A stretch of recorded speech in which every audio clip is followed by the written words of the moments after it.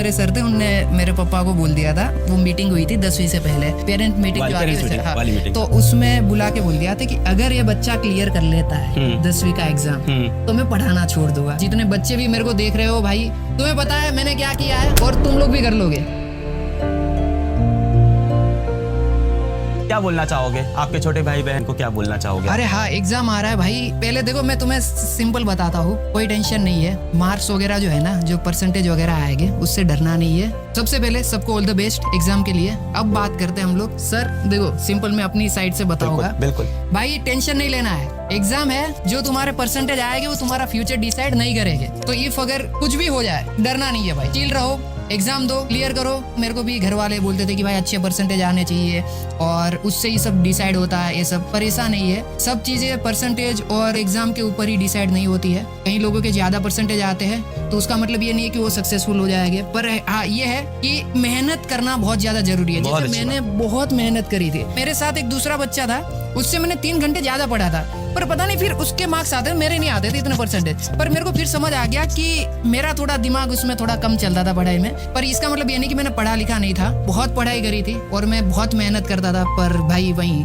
जो आप में से बहुत सारे लोग रिलेट भी कर पा रहे होंगे, मजे करो भाई। और दिन में ना 20 मिनट निकालना, 30 मिनट निकालना, जो आपको पसंद है वो भी करना। ऐसा नहीं कि बुक ही रीड कर रहे हो। जो मेरा चीट कोड था, मैं खेलने जाता था, क्रिकेट के बॉल से एक गेम आती है वो पत्थर वाली, वो खेलता था मैं बीच में, क्योंकि मैं उससे फ्री हो जाता था। तो ऐसा कोई गेम पकड़ो जिसे 20-30 मिनट खेलो, ऐसा नहीं कि बिल्कुल नहीं खेलना है। नहीं बिल्कुल खेलना चाहिए। हाँ, मैं तो खुद ही बोलता हूँ गेम खेलने में इसीलिए क्योंकि आप कहते हो गेम वगैरह फ्री करने के लिए आप कहते हो, तो इसलिए मैं बोल रहा हूँ ये बहुत सही है। और आपने तो करियर बनाया। हाँ वही, जो चीज आपको रोजी रोटी ला के दे रही है वो चीज बुरी नहीं होती है। बिल्कुल। फिजिकल गेम पहले बहुत खेलता था, जैसे क्रिकेट हो गया। हाँ। और जैसे गुजरात में सतोड़िया आता है, सतोड़िया, हाँ, वो बॉल से 7 पत्थर गिराने वाला, हम दे चुके सनम मूवी में दिखाया था। हाँ। फिर वो छूटी डड़ी हुई, हाँ। जैसे जिसको लगी वो आउट। अच्छा, मतलब बॉल फेंक के मारने, जिसके पैर पे लगी, बॉडी पे लगी, उससे बॉल से बचना है। और जो बॉल आता है गेंद तड़ी। हाँ, गेंद तड़ी बोलते हैं इधर यूपी में उसको। ये सब फ्री फायर मतलब अज्जू भाई, ऐसा कुछ सेट है क्या? फ्री फायर मतलब अज्जू भाई वही है। सच है, एकदम सच है। तो फ्री फायर से शुरू किया था या फ्री फायर मतलब सबसे ज्यादा पसंद था?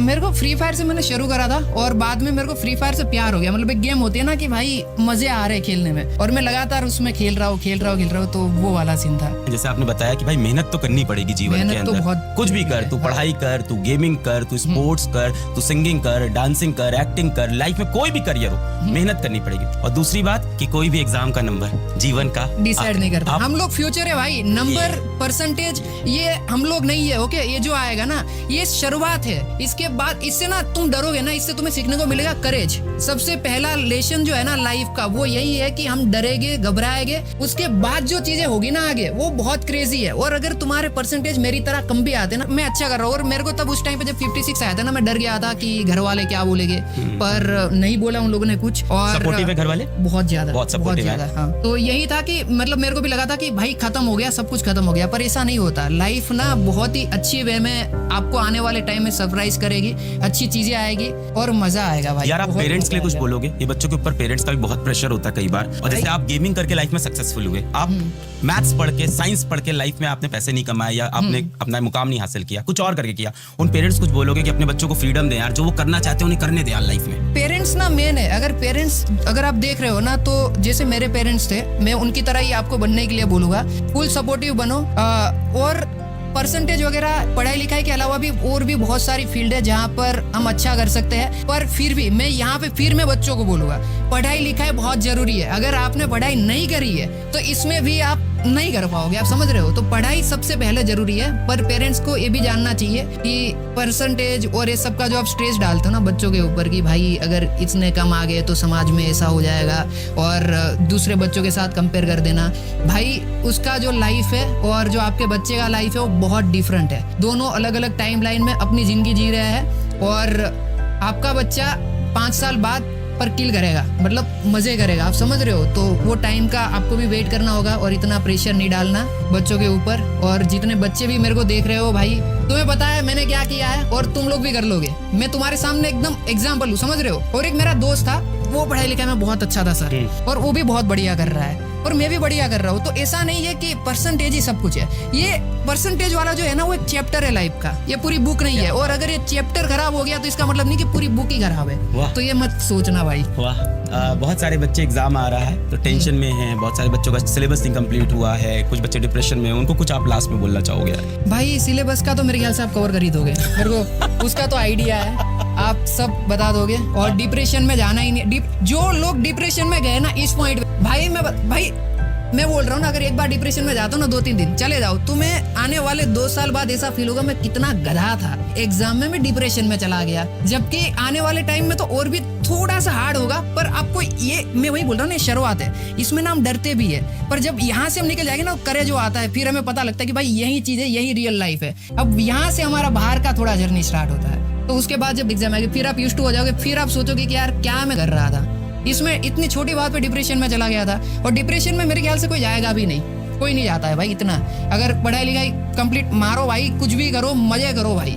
बहुत सारे बच्चे हैकर बोल रहे हैं आपको। भाई मैं हैकर ही हूँ भाई। आपने सुना होगा हैकर है भाई, हैकर है। यस। अच्छा, वो आपने निकाला है? हाँ, अरे क्या बात है? हाँ, वही तो भाई साहब, और किसी को फ्रीडम है, जो उसको पसंद है लाइफ में वो करे, और करता है तो देखो ये बनता है। हाँ, पर आप जैसे ऐसे बात कर रहे हो ना, मैं सच बता रहा हूँ, मैं डर जाता हूँ। क्यों? क्योंकि आपका पर्सनालिटी वो सर वाला है ना। और भाई हाँ, ये फियर मेरे में है सर को लेके, क्योंकि ना मैं जब 10वीं क्लास में था सर, मैं बताता हूँ, तो जो ट्यूशन में मेरे सर थे उनने मेरे पापा को बोल दिया था, वो मीटिंग हुई थी 10वीं से पहले, पेरेंट मीटिंग जो आती है, हाँ, तो उसमें बुला के बोल दिया था कि अगर ये बच्चा क्लियर कर लेता है 10वीं का एग्जाम तो मैं पढ़ाना छोड़ दूंगा। तो मेरे को उससे बहुत डर लगता था, और उस टाइम से जो सर वर्ड है ना उससे बहुत डर लगता था, और अभी भी थोड़ा बहुत डर है। पर जब मैं आपको देख रहा हूँ, मैंने आपको ऐसे वीडियो वगैरह में देखा था, ये सर बहुत सही है भाई, मैं सच बता रहा हूँ, बहुत बहुत अच्छे है। इन पर्सन तो भाई मतलब मेरे को ऐसा लगता था कि ऑनलाइन में ही, पर अच्छा आपको लगा था सख्ती नहीं यार, हाँ, लोग प्यार करते हैं अभी के सर भाई मेरे को लगता, अभी के सारे सर ऐसे सब ऐसे ही हो गए यार, सारे सर अच्छे हो गए। हमारे टाइम हमारे टाइम के भी थोड़े रूड थे, इतना नहीं, पर पर्पस उनका भी अच्छा था, लाइफ बनाना चाहते थे, शायद वो समझ नहीं पाते। ऑल द बेस्ट भाइयों, एग्जाम में सब लोग किल करो, और इतना ज्यादा मत सोचना, ये एक चैप्टर है और उसके बाद तुम याद भी नहीं करोगे इतना। ये 10वीं का एग्जाम आज से 10-20 साल बाद, तो चिल रहो और लाइफ में बहुत अच्छा करोगे। अब मैं